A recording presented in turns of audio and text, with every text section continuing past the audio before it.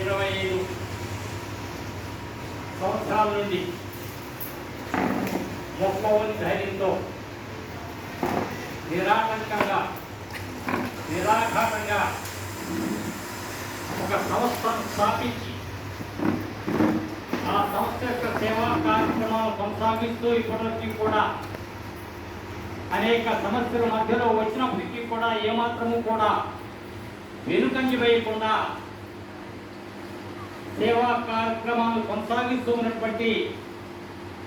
అన్నగారు, చీరాలకి పెద్దన్నగారు సేవా రంగంలో అటువంటి ఓరా మస్తానరావు గారికి వారి కార్యక్రమాలకి చేదోడు మోదోడుగా ఉంటూ వెన్నంటి ఉంటూ సేవలు కొనసాగించేటువంటి విషయంలో పూర్తి సహకారాన్ని అందిస్తున్నటువంటి సోదరి రాజకుమారి గారికి, శివరాజ్ కుమార్ గారికి, వేదికను అలంకరించినటువంటి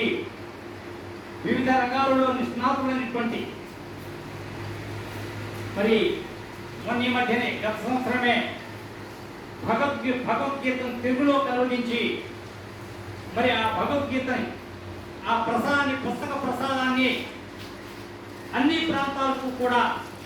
మరి పంపిస్తూ ఉన్నటువంటి మరి ఊటుకూరి వెంకట్రావు గారికి, తర్వాత రోటరీలో ప్రధాన భూమిక వహిస్తూ వాకర్స్ అసోసియేషన్ ప్రెసిడెంట్గా ఉంటూ అనేక సేవా కార్యక్రమాలు చేస్తున్నటువంటి సోదరులు పోల్దాసు రామకృష్ణ గారికి, తర్వాత శివకేశవ గురూజీ గారికి వేటపాలెం వారు ఈరోజే ప్రథమ పరిచయం. వారి గురించి తెలుసుకుంటే ఆధ్యాత్మిక ప్రసంగాల ద్వారా